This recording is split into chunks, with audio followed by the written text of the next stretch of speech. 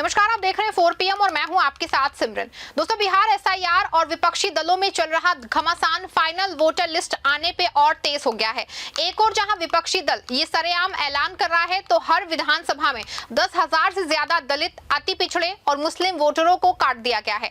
तो वहीं social media पे एक विधायक ने कुछ ऐसा लिख दिया है जिसने एफआईआर की पूरी कलई जो है उससे खुल गई है। हालांकि ना तो चुनाव आयोग ने कोई प्रेस कॉन्फ्रेंस की है, ना ही कोई बयान दिया है। ऐसे में एसआईआर के दावों में शुमार कई सवाल नई वोटर लिस्ट में अधूरे दिख रहे हैं। विपक्ष क्यों हर विधानसभा में 10,000 से ज्यादा जो है वो वोट गायब होने की बात कर रहा है, और वो कौन से विधायक है जिन्होंने लाइव नई वोटर लिस्ट की कमियों को गिना दिया है। पूरे मामले पे हम आपके साथ अपनी इस रिपोर्ट में तगड़ी वाली चर्चा करने वाले हैं। साथ ही एसआईआर में कौन से सवाल वोटर लिस्ट जारी होने के बाद भी अधूरे हैं।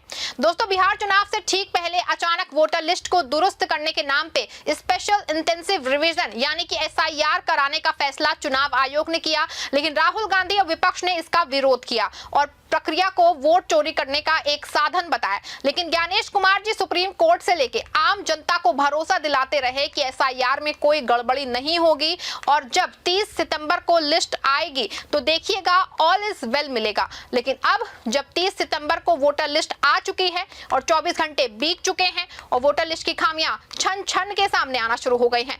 सबसे पहले विपक्षी दलों को दावा है उनका यह है कि वोटर लिस्ट में हर विधानसभा में दलित, पिछड़े, अति पिछड़े और मुस्लिमों के 10,000 वोट काटे गए हैं। खबर देखिए, सत्य हिंदी ने अपनी रिपोर्ट में लिखा है, बिहार एसआईआर विपक्ष का आरोप, हर विधानसभा से कम 10,000 नाम उड़ाए।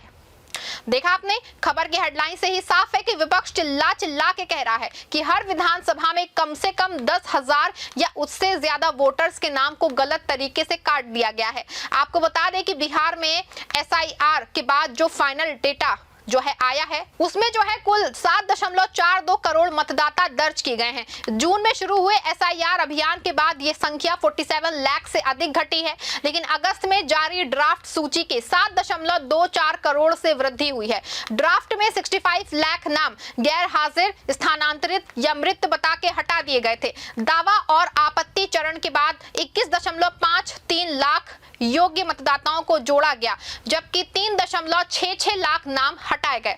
आपको बता रहे दोस्तों कि जैसे कि आंकड़ों से साफ है कि नई वोटर्स लिस्ट में से वोटर्स की संख्या घटी है।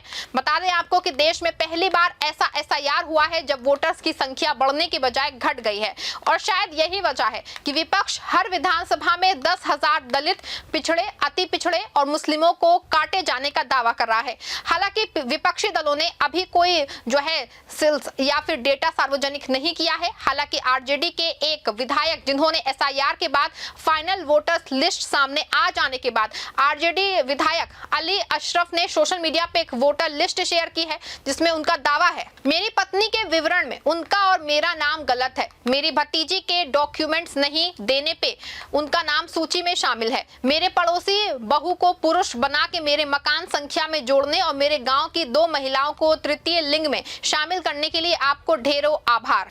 आपको बता रहे दोस्तों कि विधायक जी ने अपना ये पोस्ट सीधे चुनाव आयोग को टैग किया है। बता दें आपको कि जैसे कि विधायक जी का दावा है कि ऐसे में एक बात साफ तौर पे कही जा सकती है कि एसआईआर में मानो ना मानो गड़बड़ी है। अगर नाम को टाइपिंग की गलती मान के छोड़ भी दिया, उनकी भतीजी का नाम एसआईआर में कैसे शामिल हो गया है जबकि उसने कोई डॉक्यूमेंट दिया ही नहीं। सवाल जो है उनके पड़ोसियों के वोटर लिस्ट में शामिल किए जाने पर भी है। आपको बता दें कि अगर विधायक जी का दावा सही है तो ये एसआईआर का बड़ा फॉल्ट है, क्योंकि अमित शाह के बहुत करीबी ज्ञानेश कुमार ने एसआईआर पे सुप्रीम कोर्ट से लेके आम जनता तक यही दावा किया था कि वोटर लिस्ट बिल्कुल सही आएगी, लेकिन विधायक जी के दावे के बाद ऐसा होता दिख नहीं रहा है। और दूसरी ओर दोस्तों, एसआईआर की जो नई लिस्ट आई है उसमें भी मकान नंबर वाली गड़बड़ी सही नहीं हो पाई है। सोशल मीडिया में मकान नंबर 18 और मकान नंबर 0 की कई लिस्ट तैर रही हैं जो शायद ये बता रही हैं कि ज्ञानेश साहब आपने कौन सा एसआईआर करा है कि एक मकान नंबर में 100 से 500 लोगों का एडजस्ट आप करे दे रहे हैं।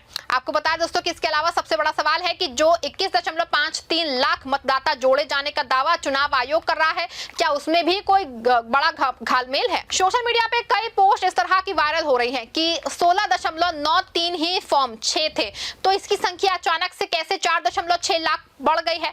आपको बता दें दोस्तों कि क्योंकि इस बार जब फाइनल लिस्ट आई तो सवालों से बचने के लिए ज्ञानेश जी और उनके विभाग ने कोई प्रेस कॉन्फ्रेंस नहीं की जिससे सारी बातें साफ हो सके। इसीलिए 4.6 लाख मतदाता कैसे बढ़े, इसका जवाब फिलहाल किसी के पास नहीं है। आपको बता दें कि यही एक सवाल नहीं है, 5 ऐसे सवाल हैं जिनका जवाब एसआईआर के बाद लोगों के जहनों में है, लेकिन दोस्तों इसका जवाब कोई देने वाला नहीं है। दोस्तों पहला सवाल यह है कि आखिर 47 लाख वोटर क्यों हटाए गए? चुनाव आयोग ने 30 सितंबर को अपने बयान में सिर्फ इतना कहा कि 24 जून को जब एसआईआर की घोषणा की गई उस समय राज्य में 7.89 करोड़ मतदाता थे। 1 अगस्त को जब ड्राफ्ट मतदाता सूची आई तो 65 लाख नाम हटने के बाद यह संख्या घट के 7.24 करोड़ हो गई और फिर अंतिम सूची में यह बढ़ के 7.42 करोड़ हो गई। विस्तृत ब्यौरे के लिहाज से चुनाव आयोग के बयान में सिर्फ इतना कहा गया है कि ड्राफ्ट सूची से 3.66 लाख अयोग्य मतदाताओं को हटाया गया और ड्राफ्ट सूची फॉर्म 6 में 21.53 लाख योग्य मतदाताओं को जोड़ा गया। लेकिन नाम क्यों हटाए गए हैं इसकी कोई क्लियर कट जानकारी चुनाव आयोग ने नहीं दी है। आपको बता दें कि चुनाव आयोग का दावा है कि 3.66 लाख मतदाता ड्राफ्ट लिस्ट सूची में आयोग पाए गए, इसीलिए उनको हटा दिया गया है। लेकिन सवाल यह है कि ये किस तरह से अयोग्य थे? सिर्फ अयोग्य नाम के आगे लिख देने से क्या कोई अयोग्य हो जाता है?